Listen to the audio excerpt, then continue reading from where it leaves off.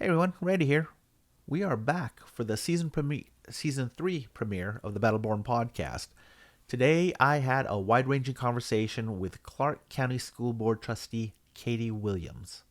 I asked her about violence in Clark County schools, what it's like being the lone conservative on the board, and we take a brief detour talking about military intervention and foreign policy. During the conversation, I also confused singer Michael Bolton for the name of a certain gray mustached neocon. Before we get to that, I do want to mention that this episode has been brought to you by the Libertarian Party of Nevada. The Nevada LP wants to preserve and expand what the Founding Fathers called inalienable rights. Meet friendly, like minded people at LP Nevada events, volunteer, run for office, or donate to the Nevada LP and help take a stand for freedom. For more information, go to lpnevada.org. Once again, that's lpnevada.org. On to the show. It's the Battleborn podcast. I'm your host, Randy Sadak. Today's guest has the distinction of being the first elected official from Clark County to come onto the podcast. So I am happy and thrilled to have Katie Williams on. Hey, Katie. Hey, thank you so much for having me. Thanks for coming on. Can you give us a little background on what office you were elected to and how you got there? Yeah, so currently I sit on the Clark County School Board of Trustees. I am the only conservative that sits there, so I'm one of 7 women that sit on the Board of Trustees, and we kind of oversee and overwatch the entire Clark County School District. I started running in early 2020, and right after I filed, I got really famous with a very infamous tweet about COVID at AOC. I got probably about 12 million impressions off that one tweet. So it really kind of projected my campaign into the limelight. Some people thought it was good, some people thought it was bad. I just rode that wave as long as I could. So Now, you were elected in what, November of 2020? November of Would that be? 2020, I Okay. won 61% of the vote. Oh wow. Okay. So you crushed it. Crushed it. Yeah. My opponent raised $75,000. I raised 9,000. So he outspent me basically 10-1. Was that an incumbent who you ran against, No, or the seat was open. oh, okay. Her name was Trustee Garvey. She had termed out. The Hmm. person I ran against was Jeff Profit. He was a big union president guy, so I don't think anybody Oh wanted wow. him. Now this was in the middle of I guess we would have been in the first year of COVID. Yeah. We'd be yeah, about 6 months into the lockdowns and all this other stuff. Yeah, so Did there was you? not door knocking, no, none of that. Yeah, I was gonna say, how did you get? I guess you just had the tweet, and then you kind of Yeah, exploded from there. I learned very early on that all news is good news. All publicity is good publicity. So it didn't matter. There's lots of rumors out there about me, lots of things that could not be further from the truth, and yet I didn't really disclaim any of them. I just allowed those to carry my name because I knew that whatever gets repeated gets remembered, and if you know my name, then you probably will vote for me. Well, it sounds like a good plan, actually. Now, did you? Clark County did shut down, I believe. Didn't the public schools did for Yes. 2020 Yeah. and then So 2021, I they believe, right? shut down early 2020. I want to say it was probably around March of 2020. So it was right as the campaigns were starting to kick off. So it was really big during that election season. Like a lot of candidates were kind of talking about that. And then it stayed shut down during the first semester of the school year. Shortly after I got elected, I got sworn in on January 6th of 2021.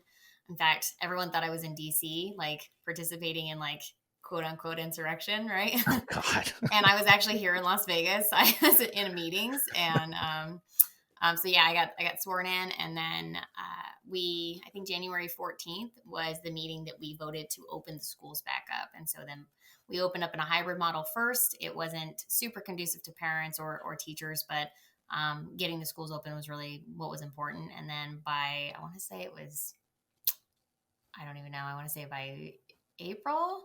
By April, it was open. By May, it was fully open. And then we did a summer acceleration course that was fully open.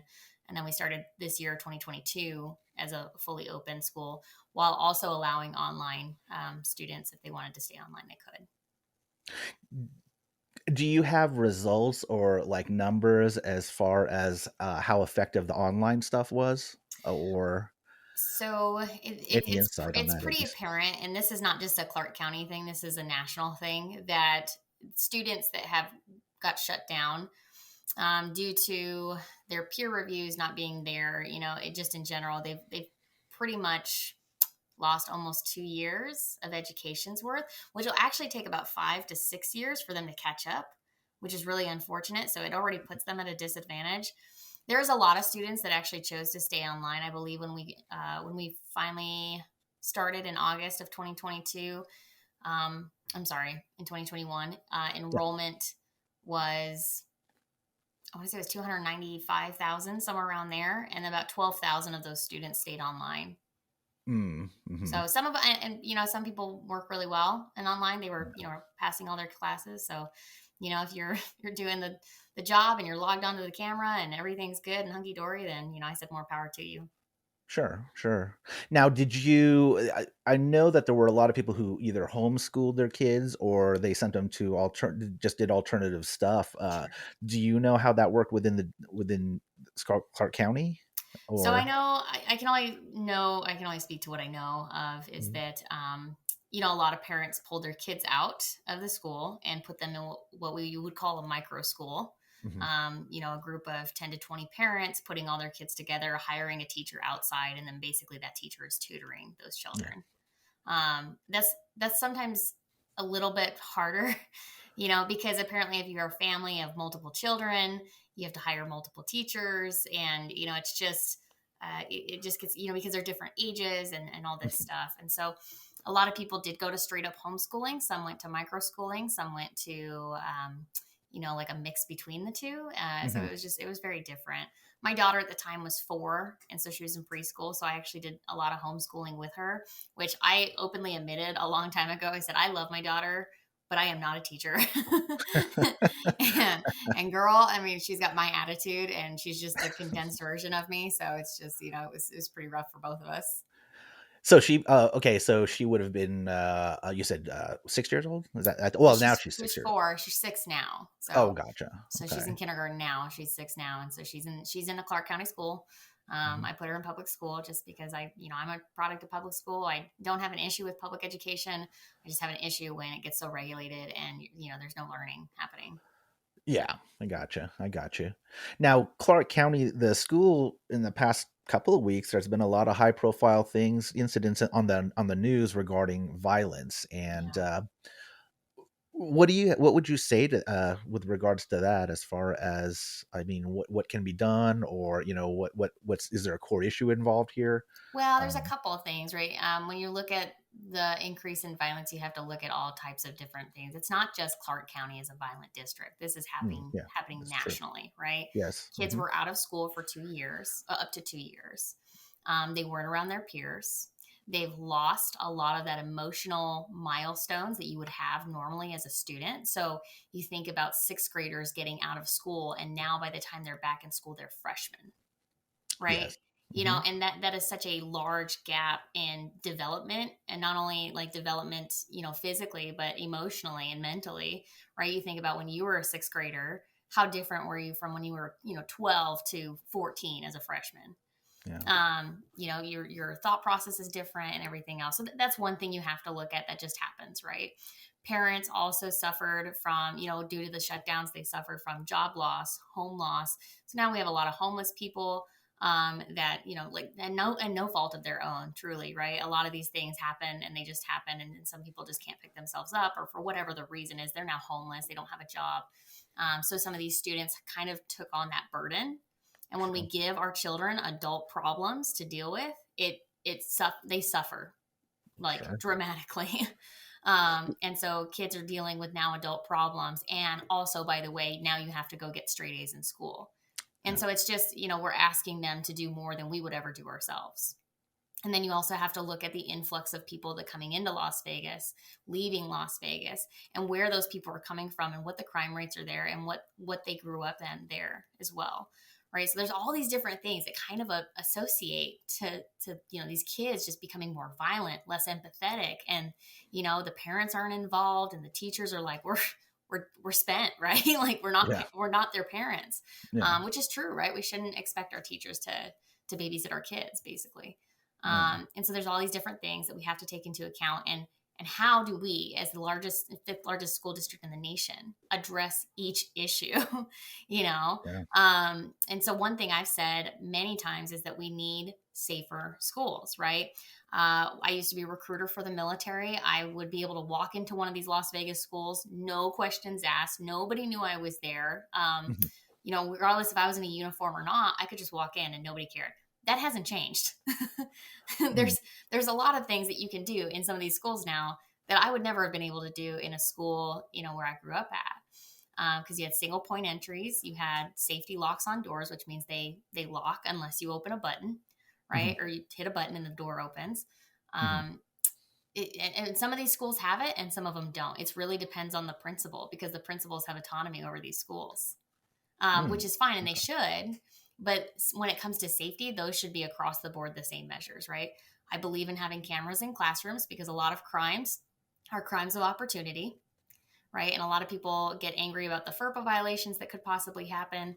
I don't ever say like live streaming on things like that. Like you shouldn't have to live stream that stuff. But we have buses on our cameras. We have buses in our hallways.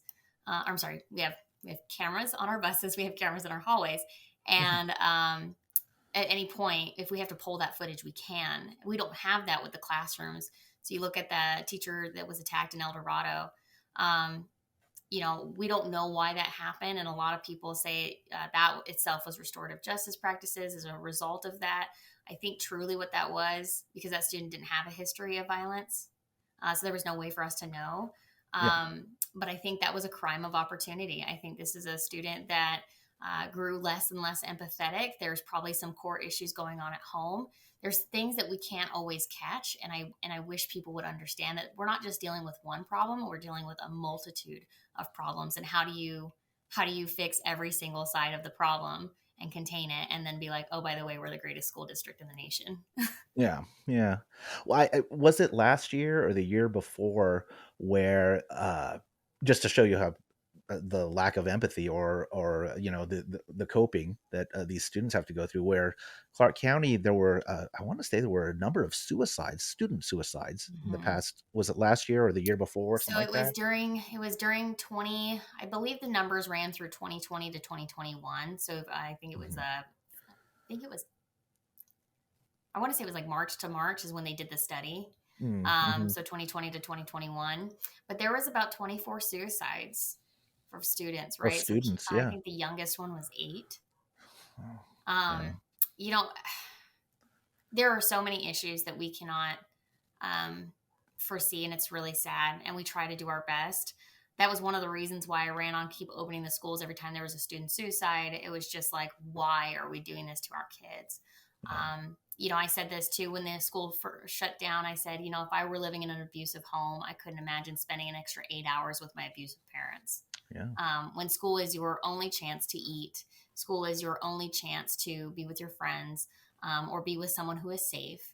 That's why we actually started the school district itself. And this was before I was elected. I was running at the time, but they actually started giving out meals, every day. So you could go pick up breakfast, you could go pick up lunch, for however many kids were in the class. And all you needed was like your student ID. And Mhm. then on the Fridays, they would give you 4 meals for each student, right? Saturday, Sunday, for things like Oh, that. gotcha. Okay. Uh-huh. Um, and I don't think people understand how important that was itself. When they were giving out 90,000 meals a day. Yeah. you know, we Yeah. have such a food shortage here in Las Vegas, and nationally. Honestly, it's just you do what you can, and because we're the largest, Clark County is the largest employer. We're the largest organization in the entire state. How do we fix the world's problems with a $3 billion budget? Yeah, well, a lot of people would say, well, at least I would say, I wouldn't say a lot of people, but there are people who would say that maybe the district is so large that it's either you have to break it up, or my preferred solution would be to get rid of it.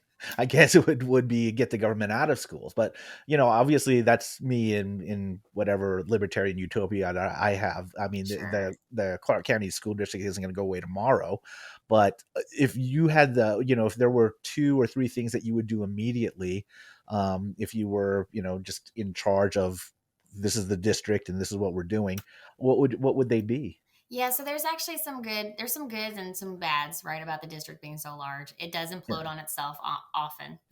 Yeah. Yeah. I am a proponent of limited government, not no government, just limited government. That's where I we disagree. No, I'm kidding. Just, and that's okay. That is totally yeah. fine to disagree, right? Because we have civil discourse. That's right. That's right. Like I'm a conservative, you're a libertarian. We have a Yeah. different belief system, and that's okay to have that as long as we can have a conversation about it. Absolutely. And then at the end of the day, I can walk away and be like, "That's cool. Yeah. Like, do you want to buy a beer? Like, are you buying or am I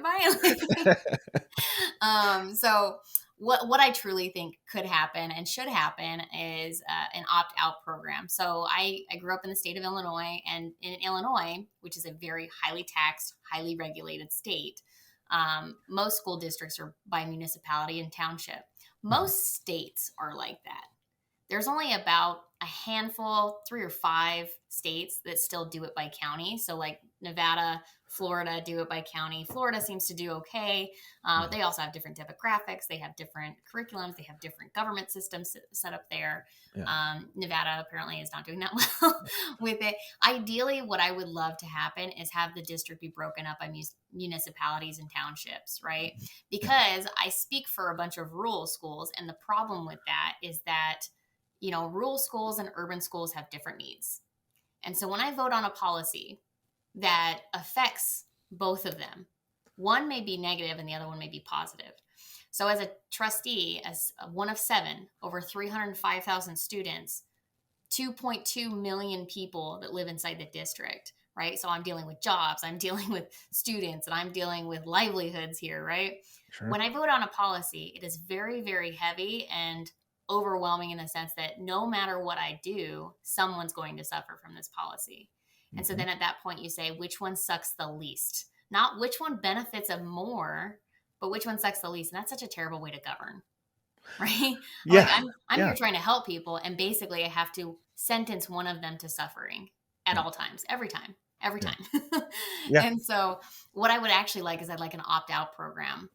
And I say opt-out program by municipalities because you have places like Nye County or Esmeralda County, right? In Esmeralda County, I think their school district has 50 students, Mm-hmm. right? Okay. Yeah. They don't need to be broken up truly by township or city inside of Esmeralda County. There's Yeah. 950 people that live there. Yes. They have Yeah. about 50 to 100 students at any given time. That's what, 2 classrooms? Is that I, what that is? yes, basically. I mean, K through 12, right? But Yeah. basically, yes. Yeah. And so it's like I mean, what am I going to do with them, right? Am I going to have one person in a classroom because so and so city doesn't want to be part of the Esmeralda County School District? No, that doesn't make any sense, right? Yeah. But Yeah. if you allow the option through the whole state, some may take it, some may not, right? Nye County Mhm. may, because I think Tonopah is in Nye County or close to it. Close to it, I I believe. don't know, but there's Mm. Nye County is this really weird. If you ever looked at a map, Nye County is this really It's weird, like and it's huge. It's, gigantic area-wise. county, and it doesn't Mhm. make sense why it's broke up that way. But that's okay, right? Yeah. Yeah. But Pahrump could be its own school district, Yeah. and then you Yeah. could have Northern Nye County its own thing too.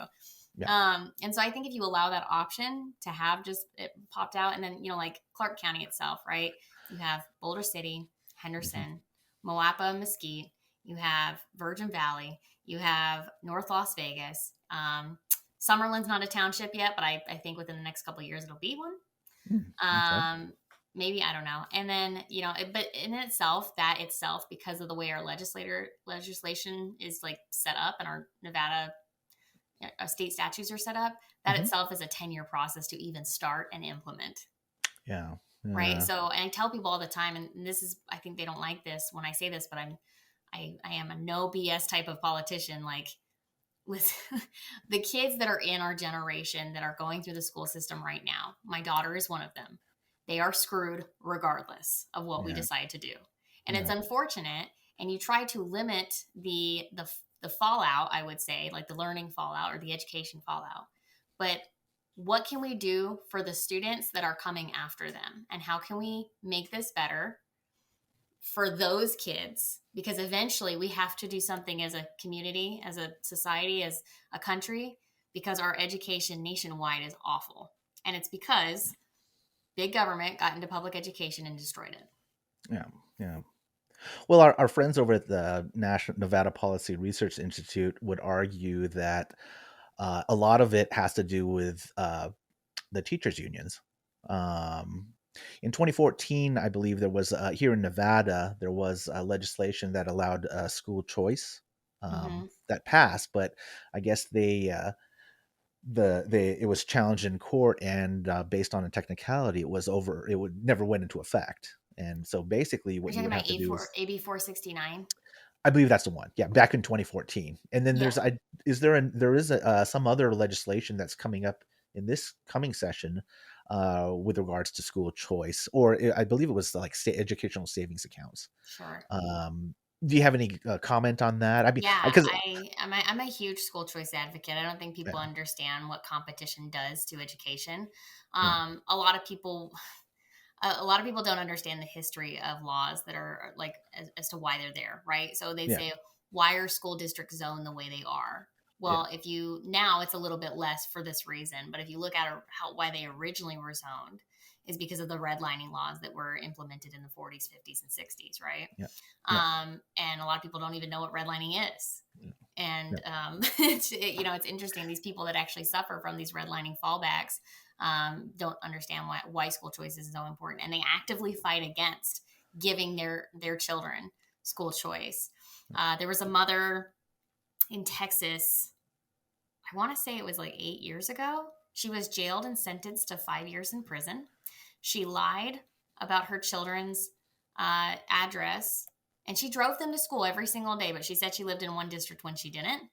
mm, And hmm, they put her in prison for 5 years. I for think she 5 years. eventually got out like after 18 months or something like that.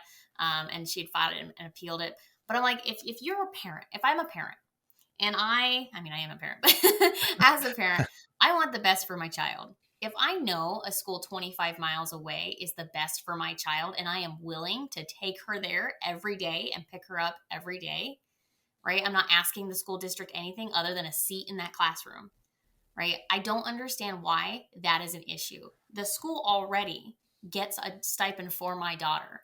Why cannot we do that for other children? Yeah. And it's interesting because you know who this affects the most, as far as like being able to put your child in the school that you think is best for them. It's the poor and the middle class, who maybe, if Yes, you're rich, you can send your kid to whatever school you absolutely. want. But but how does this affect, like most people aren't rich, they're not in the 1% or whatever, right? I Yeah. mean, by definition. So So they hate so the left hates the word poor, right? They won't use it, right? yeah, They say low yeah, income, right? yeah, yeah, And this is something in education that I've been learning because I'm not a product of like a teacher. I've never been a teacher or an administrator. yeah, I spent 15 years in the military. Um, you know and I work in marketing and all this stuff, but yeah, yeah, they hate the word poor. Can't call yeah, people poor even though it's true, right? If I live underneath the poverty bracket, yeah, I am by definition poor. yeah, um, and if I have an opportunity to send my child outside of the poor area yeah. and send them to a better school, why would I not take that in a heartbeat, Absolutely, right? absolutely. And if you're and you would pay that you're like I said, the rich are basically paying twice to send in addition to paying the taxes that they would pay for the schools, they pay the tuition for the, like, I would assume, private school or something, maybe they Right. send them to a public school. Whereas you're taking away that opportunity to give these parents of other demographics, you're taking that opportunity away from these parents, to send their kids to schools that they think that they're best for their Yeah, and kids. I think it's a mindset too, right? So if I make over $100,000, 150,000, 250, so right now, honestly, making $100,000 a year puts you in the middle class, Yeah, right? But yeah, if I make 250,000, 350,000, 400,000 or more, yeah, right? There's a mindset shift from low income to middle class to you would, I guess, statistically say rich, right? hmm, Or yeah, high income, whatever you want to talk about. But those people, if you just tax them more, they're just going to be like, okay, well, how can I make more money? They're just yeah, going to go out and make more money. That's because their mindset is different. The yeah, people down here at this low end of the spectrum who are poor under the yeah, poverty line, they're not going to say like, oh, well, how am I going to make more money? It's, well, the rich need to pay their fair share.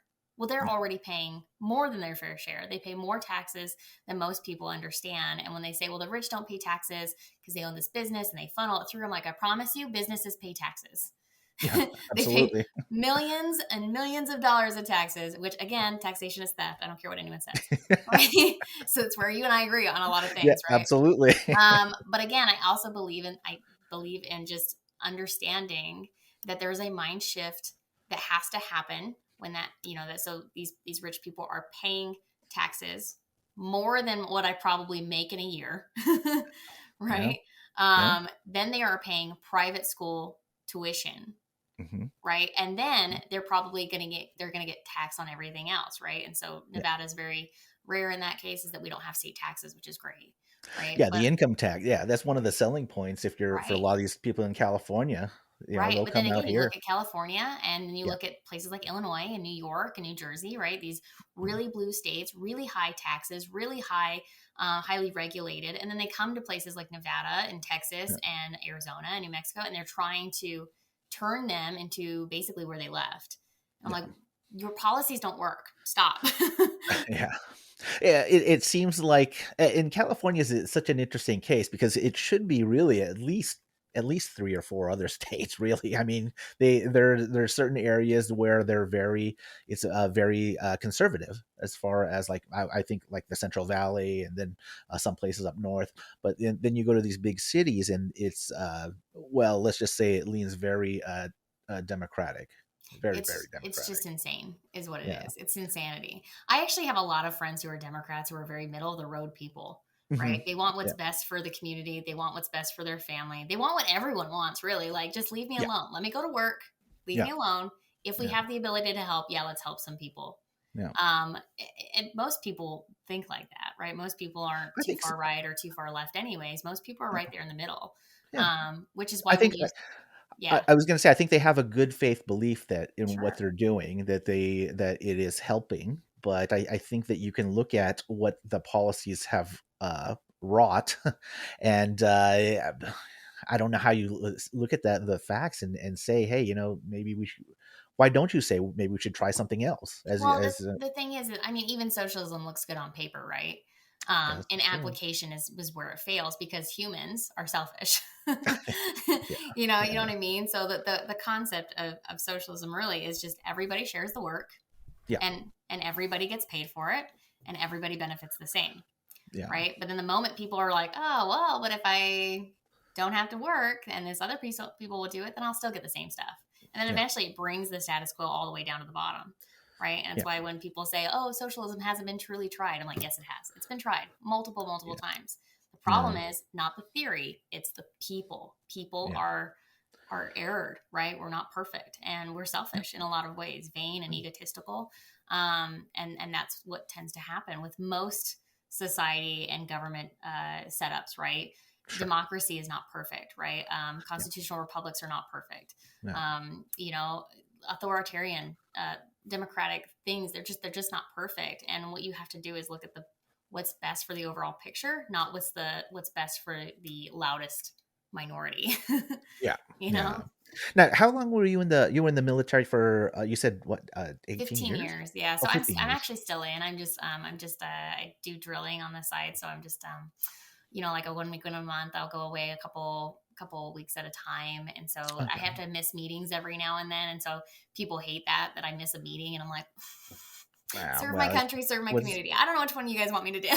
is it the one weekend a month, 1 week a year thing? Is that what that is? Like the is that Yeah, the so I'm in the National Guard, and so it's okay. pretty. Yeah, so I spent 9 years of that on active duty with the National Guard. So I kind of traveled all over Ah, and did all kinds of different things. I've worked mainly in operations and large scale budgeting and all that stuff. So okay. Are you familiar with the national so there is an organization called Defend the Guard because and I guess it has to that's not do with us.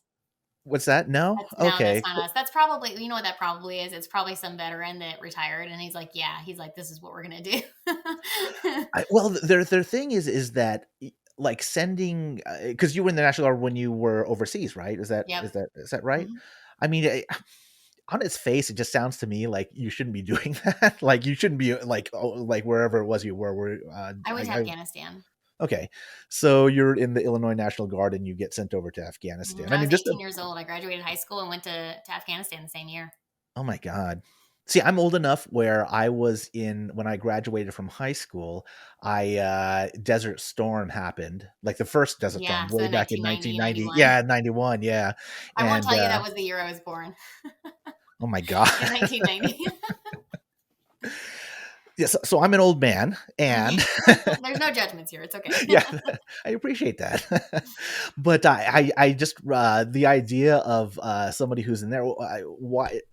And I'm not like a general or anything like that, but why wouldn't it just be the army? Like, I mean, we have troops all bases all over the Yeah, world. Why so wouldn't it just so be the here's a different so people don't understand that there's actually like 10 branches of the military, right? So you have the Coast oh, Guard, you have the Space Force, you have the Marine Corps, you have the Marine Reserves, you have the Navy, you have the Naval Reserves, you have the Air Force, you have the Air Force Reserves and the Air Force Guard, and then you have the Army, and then you have the Army Guard and the Army Reserve. So there's quite a bit going yeah, on in the yeah, DoD at all times.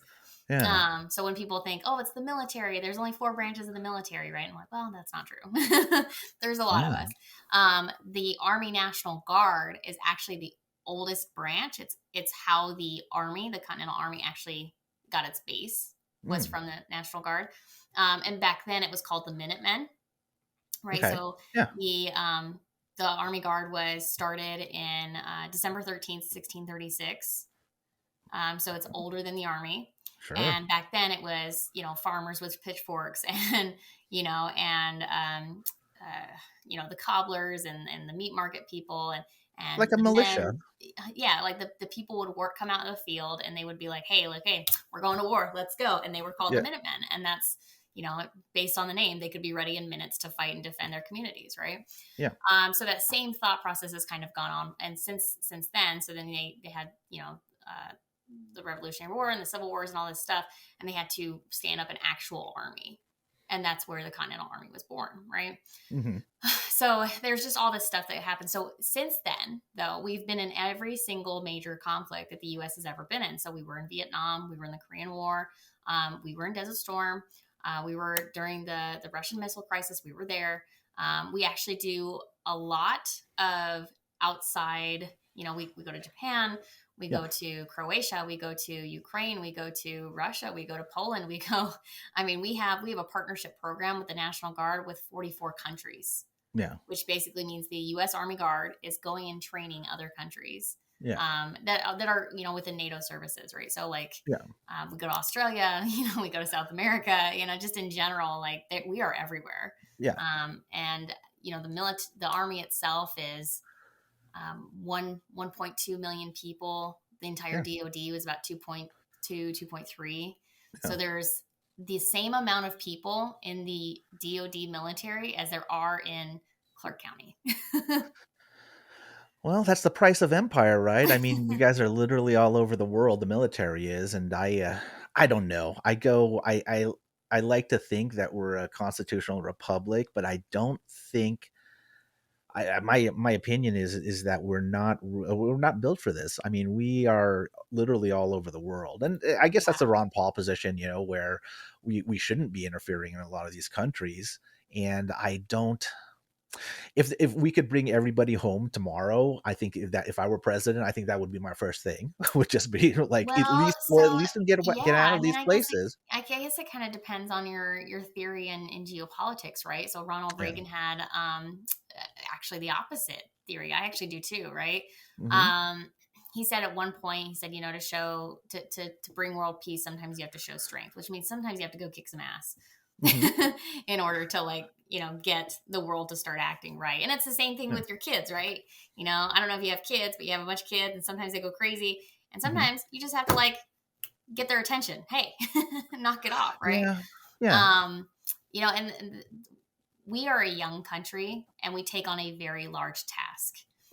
Similarly, we are a very small portion of the education system and we try to take on a very large task. Yeah. And I don't think that that's insane. I think it's in our human nature to want to fix the world's problems. But I think sometimes where we fall short is we don't have the capabilities because we don't have the resources. Yeah. And I think we would have the resources if we would allocate to what's actually important. But then you're fighting philosophical differences with other people as to what's really important. Yeah. Yeah. I yeah. I mean, I would just go back to, I think that ultimately, if we if you look at the interventions that we've done, say over the past since the end of World War II, I don't know. I just can't, I can't bring myself to say, hey, us interfering in being friends with the Mujahideen, say back in the 80s or whatever it was, when we were Sure. when Russia was in Afghanistan and they leave and then we go into Afghanistan and we're fighting Yeah. them. There's just like it's just like so much blowback and so much. I don't think it's worth it. I really Yeah, don't. I think I can agree with you on some portionality of that, just because, as a person who's in the military, I'm subject to Yeah, deploy at any time. I have to go. It's yeah, not a choice for me, right? yeah, And I go willingly. That's what I signed up for. yeah, yeah. I think it's different, right? Because I do think that there does need to be not a world order, but there needs to be some sort of concept where we're like, hey, like Soleimani is a bad dude and he's just killing Mhm. people left and right for no freaking reason. We Yeah, should go kill him. yeah, And yeah, I agree with that concept, right? yeah. If you're creating just mass hysteria, havoc, and murder and all this stuff on in your own country and other countries, I mean, there's got to be someone that's just like, yeah, he's a bad guy. Let's go do that. Let's just go get rid of that guy. You know what? I really wouldn't have a problem with it if, like somebody here not in the government decided, hey, let's go for it, and then we'll go. Like, I just don't know Like if it's. Blackwater, and then they had to change their name. Yeah, yeah, or but the idea that like the federal government goes in there and says, hey, because I guess part of it is that I think that sometimes maybe the government is just so incompetent that you'll end up like drone bombing like a family who maybe isn't like have nothing to Yeah. do with it, and so there's that part of Yeah. it too. And it's a rough thing. We go to war, and it is a rough thing. The world Well, is wars rough. last longer than they should because of Yes. money. Well, Um, because yeah, and and because of people would people. argue, people would argue, hey, like the argument, and I hate to sound like a leftist because I'm really for like far from that, but the argument about empire and the military industrial complex really resonates with me as far as Mhm. like foreign policy is concerned, Okay. So, like, you don't because think we should be world policing? not at all. Not Right. at all. Not at all. Because if you weigh the costs of that, now it doesn't mean that you can't be to talk to people or Sure. to, but us going, for example, we're escalating stuff that's going on in Ukraine right now, Mhm. and that escalation. There are people who just want the war. They want us to be Yeah. involved. Yeah, absolutely they do, Di- right? And so, I actually have a really good friend who's in Ukraine right now. uh-huh. And she's a journalist and she's there and she's been there for about a month. Hmm. And you can probably follow her on Twitter. She posts all the time. It's crazy. If you want to um, shout it out, I feel Oh free. yeah, so her name is Sarah Ashton Cirillo. So if you go on Twitter, I think her screen name has always been Sarah.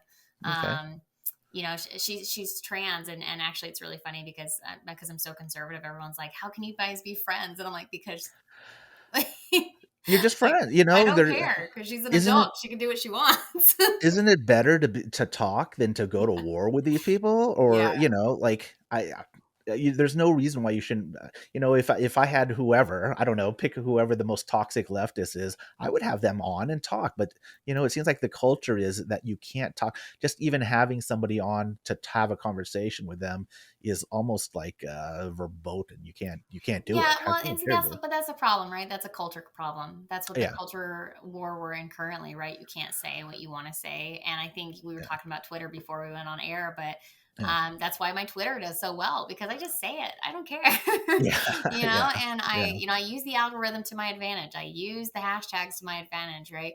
I think a while back there was a hashtag that said hashtag I'm voting for Joe Biden because.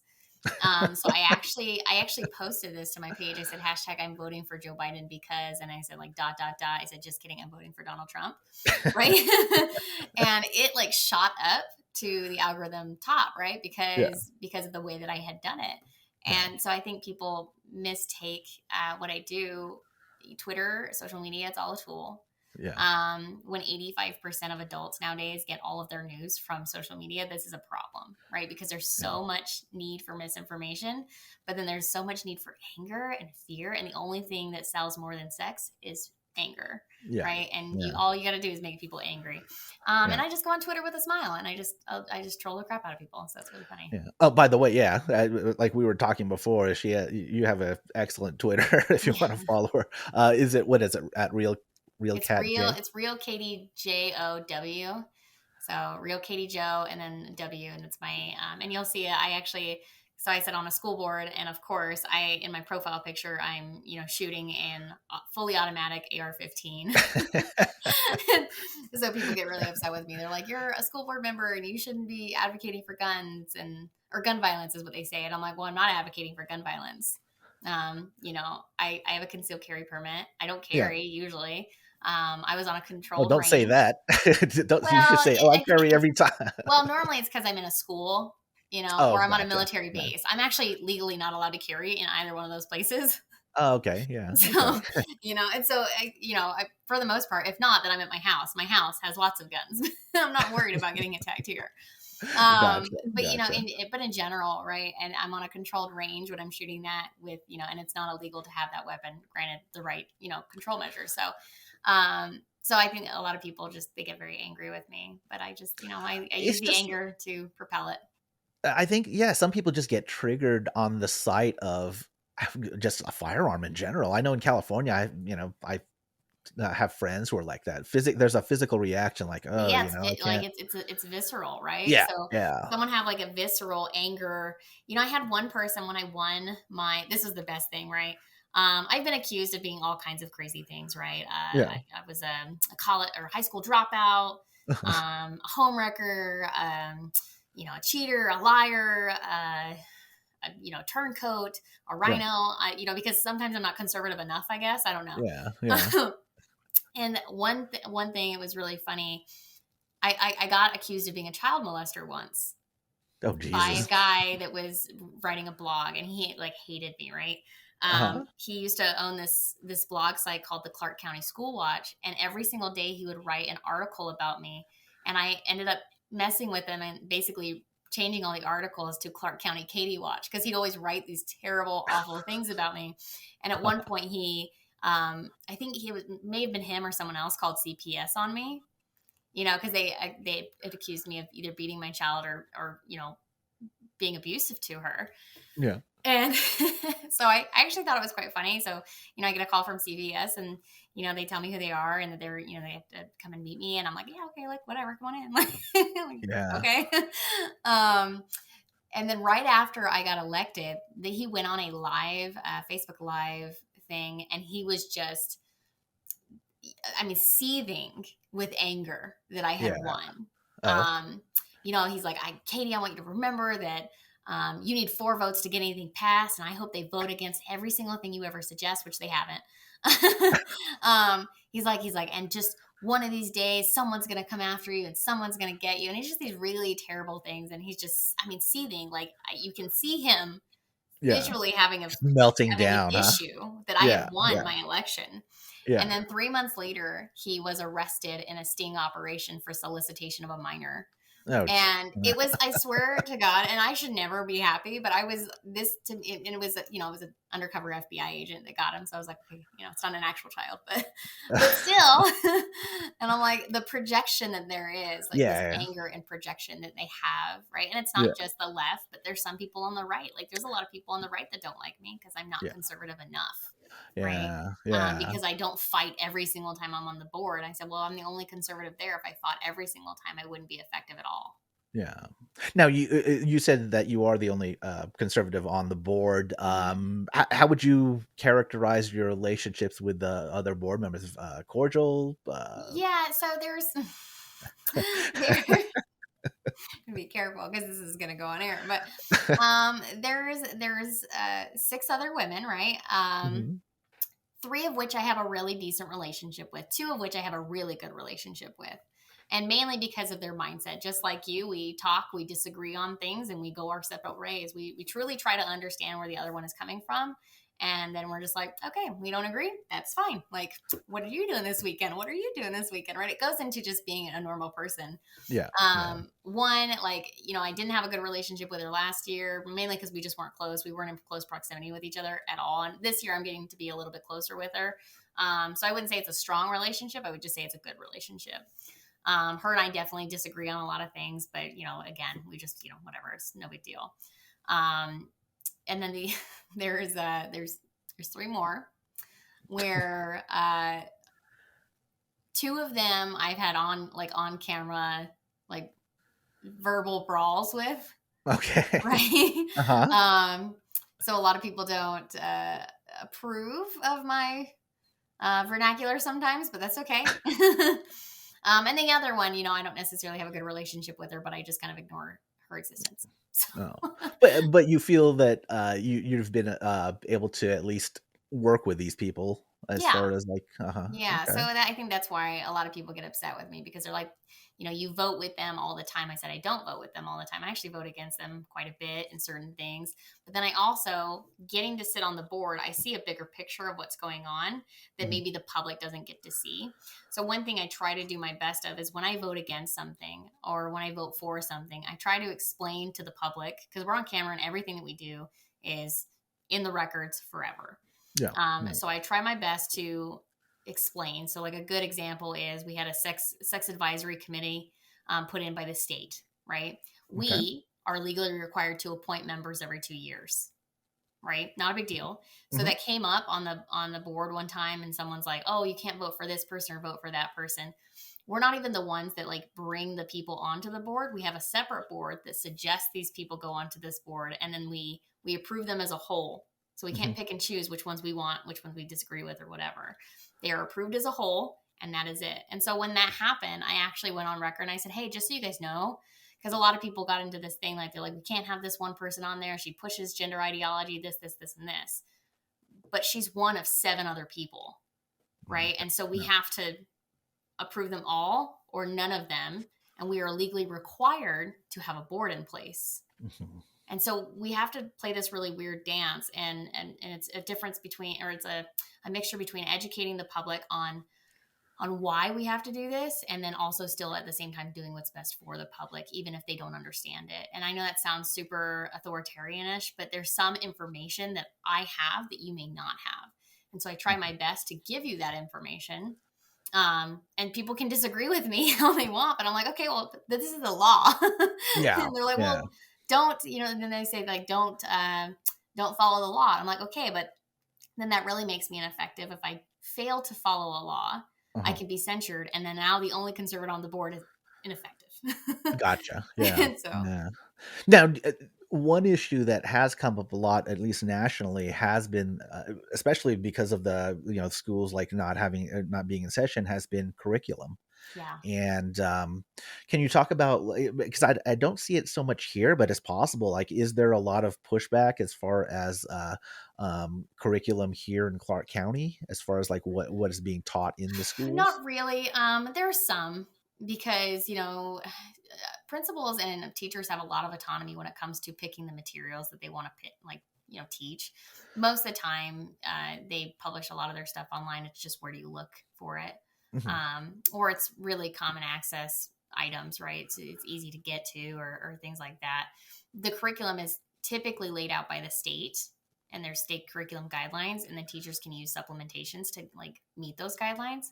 Hmm. And principals, the buck stops with them, right? So something's being taught in their schools that so take CRT for example, right? CRT is a big Hmm. buzzword that's like going around the nation constantly. It's not Yeah. that CRT doesn't exist, it's that it's a buzzword and sometimes it's misunderstood, Yeah. right? I'm not a proponent for teaching that in K through 12 education, right? And a lot of people got mad at Kristi Noem because she banned CRT. Kristi Noem is the governor of South Dakota. Yes. Mhm. And so she banned CRT in K through 12 education. And then she said, I'm not touching colleges. So people got mad at her for saying she's not going to ban it in colleges. I'm like, well, I don't agree with banning it in colleges either. In Yeah. college, that's the time of your life you're an adult. You can choose to take what you want. Yeah. right? Yeah. You can't force it on anyone, and it shouldn't be a required course. Yeah. But if you want to take it, that's on you. Right? If I Yeah. want to take underwater basket weaving, I'm allowed to. Yeah. That's a good way to spend that whatever $100,000 a year or Yeah, I whatever it mean, is go it for it. costs. Whatever. Yeah. If that's the Yeah. kind of degree you want, then you do your thing, right? Yeah. Yeah. But yeah, and so there's not really a ton of leeway with that stuff. And then a lot of materials. So if there's new math curriculum or new history curriculum, if that stuff comes down from the state saying that we have to get these curriculums that are based off these guidelines, that stuff does come to the board and we can, either approve it or disapprove it. Same thing goes for like sex education. That goes to our sex education advisory committee. Mhm. When materials are coming in, they review the materials, they vote on the materials, and then all those materials actually come to us. So like a good example is right now, a bunch of materials are going to come to us in this next meeting. It's our job as trustees to review those materials and decide whether those are good materials or not for our students. Okay. All right. So not really anything controversial. Now, the one thing that has been or had been controversial, and I don't know what it is now, but has been the COVID stuff. Like there was it the mask mandate stuff? Is there a mask mandate now in No, schools? they Okay. so that's all ran by the governor. And a Okay. lot of people think that we did that. The school district did that. That we like Mhm. said, oh, I mean, we put memos out about it, but we didn't. We weren't the ones that decided that had to happen. That was the Mhm. governor. Because I was driving by a high school. It was like, I don't know, 2 in the afternoon or whatever it was, and there were kids who had masks and they were outside. Like, the school had just come out and they were wearing masks outside. Well, so And now it's a choice, right? I still see uh kids when I pick up my daughter from school every single day. I still see kids with masks on. That's kind of a yeah. I don't I don't really understand it, but it's your body. You do what you want. You want to wear a mask, go for it.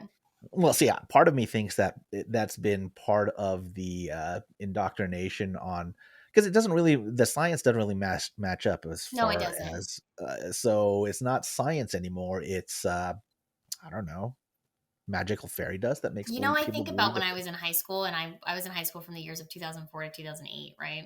Yes, Um, nowhere near when I was in high school, by the way. excuse me, but I think about Halloween around that time frame when I was in high school. And you could wear costumes to school, and they said you cannot wear a mask, right? You Yeah. can't have anything that Oh covers yeah, your that's face. right. Yes. Right. Uh-huh. And Hmm. same thing when you went into a store. Like if you wore a mask into a bank or a store, they'd be like, well, hold on, what's going on now?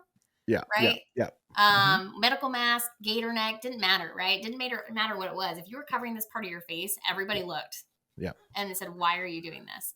Yeah. So yeah, it is different how, and I also believe, what was this? I think it was like 2 years prior, we had banned straws in California, and now Uh-huh. masks. Like like our oceans have become, I think, Oh 40% more dirty due to masks and COVID yeah. and gloves and plastic and cleaning Yeah. supplies and all that stuff. I'm like, yeah, way to go, ban those straws, Yeah. guys. Yeah. That's an environmental Save those disaster. turtles.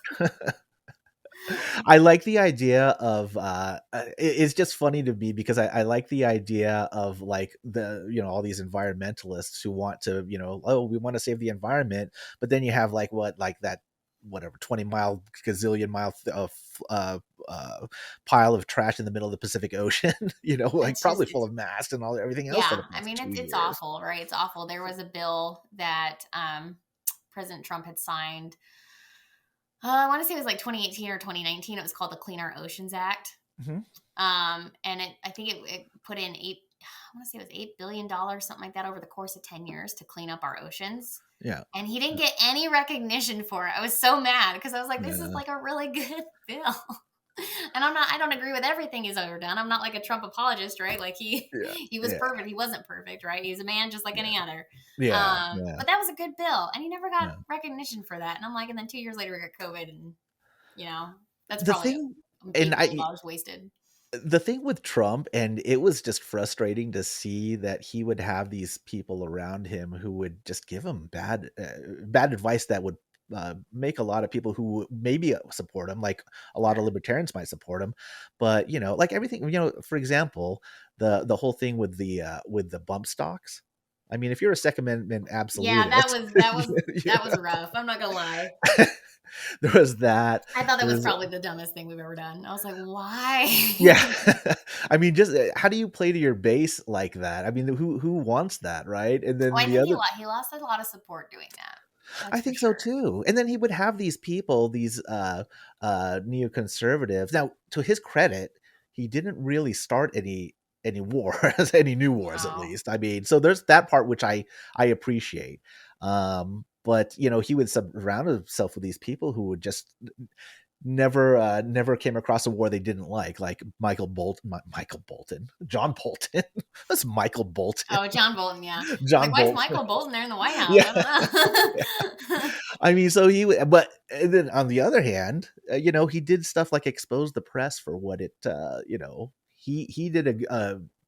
he did some damage to the press that they're still reeling from it, and I Well, love that's it. the thing, Just right? 2 years later, and they're still talking about Trump, right? yeah, And so, I yeah, mean, and and I tell people all the time, I'm like, I don't know why they wanted him out of office so bad. He was the best thing for their ratings, the yeah, best thing, yeah, like, because that's yeah, all they did, right? It was hit on yeah, Trump, hit on Trump, hit on Trump. It never yeah, mattered what they did anything else. It was just yeah. President Trump. He's terrible. Ah, Yeah. Well, it's just like when Obama was in office, Obama was like they would say that he was the best salesman for weapons, like for sure. guns, because he would, like there was this thing about him, like he was like such a anti-gun guy that these firearms companies would have these record sales like here in this country.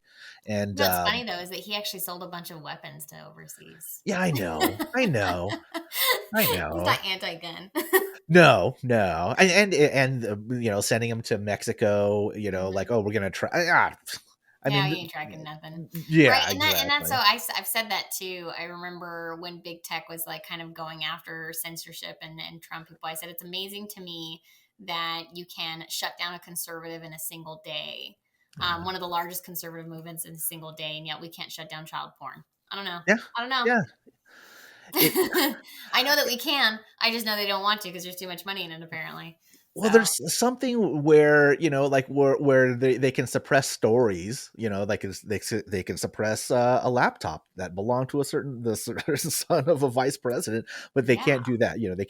They can't Well, like so somehow that's suppress. so you talk about Twitter, right? That's Mhm, you bring up Hunter Biden's laptop. That was actually one of my things that I actually did. So BLM, of course, right? With mhm. Black Lives Matter movement, Yes. um, completely terrorized this country for years, and they do every single time there's like a Republican in office or Yeah. something else is going on, right? They just want something. Crooked organization, just like any other, honestly, and it's funny because at one point they were trending, and I was like, guys, I put out a tweet. I said, I finally believe in BLM, right? Like, and I Uh-huh. put like Hunter Biden's laptop matters, right? And Yeah. man, I Did you got so make much people's hate. heads Oh my explode? gosh, I got so much hate for it. It was so funny. Yeah. And I think that's why they get so mad at me because I truly just don't care what they say to me. Like I Yeah. donate my quarterly checks to nonprofits here in Clark County, Yeah. and I had donated a check yesterday. Was it yesterday? Yeah, it was yesterday. My day, to the Injured Police Officers Fund. So basically, if a police officer goes down in the line of fire, this Yeah. helps cover childcare costs, medical costs, income costs for however long that police officer is down, Mhm. and or they help pay for funerals if for some reason like something were to happen. And so at one point, somebody had said something about like clap for Katie, like 'cause she's doing this, and someone had replied to that comment and said, will this cover the officers' families when they get the clap from you? And I retweeted that and I said, I have to clap for this, like give you an applause because this is actually pretty funny, right? And Wow. sometimes they do ones that just, I mean, it just continues to fuel the troll inside of me. Like Yeah. wants to continue You doing have it. that instinct, right? Where you're like, "Oh, so what? I'm gonna come over the I top don't with you." care. Right? Yeah. I'm gonna go to bed That's tonight just like I do hilarious. every other night. And like if God wants to grant me breath in the morning and wake my ass up, then I will be okay. That's hilarious. So yeah. Well, Katie, we're coming up on the end of the hour. Thank you for coming on. Yeah. Do you Thanks have for having anything me. else you wanna talk about or, anything else you wanna say? Yeah, I mean, Yeah. I don't know. I think it just in general it goes back to everything a resounding I think that people can have differences. I think we can have political discourse. I think we can have an actual conversation, and then at the end of the day be like, you know what, I don't agree with you, but that's okay, I'll still buy you a drink at the end of this. Yeah, yeah, I wish we could get that. I also wish people wouldn't put other people into boxes at all, honestly. Saying that I'm not conservative enough, or I'm too middle of the ground, yeah, or middle of the road, and you're too far of a libertarian, and yeah, yeah. life isn't perfect, life isn't easy, and we're all just trying to figure it out, and none of us are going to get out of it alive. So so maybe take everything with a grain of salt. Yeah. Well, thanks again, Katie. And that will be this episode of the Battleborn podcast. Once again, thanks for coming on. And if you want to give your Twitter and your handle, and then the charity also, the Veterans Charity. Yeah, so Those. in Instagram it's Real Katie Williams, and then on Twitter it's Real Katie Joe W. You can also, there was Injured Police Officers Fund is one I just donated to. So if you guys want to look them up, they're on Facebook and Twitter. I actually just tagged them, so you should be able to see it right as you get on my page. So Fantastic. All right, we'll close it out. Thanks again. And yeah. until This next has time. been the Battleborn Podcast, brought to you by the Libertarian Party of Nevada. Check us out at our website, lpnevada.org, where you can learn more about us and about libertarianism, the greatest political philosophy known to man. At lpnevada.org, you can become a member, donate, volunteer, check out our upcoming events, or just sign up for our newsletter. Help us make the world a more free place, beginning right here in Nevada. That's lpnevada.org, the home of the Libertarian Party of Nevada.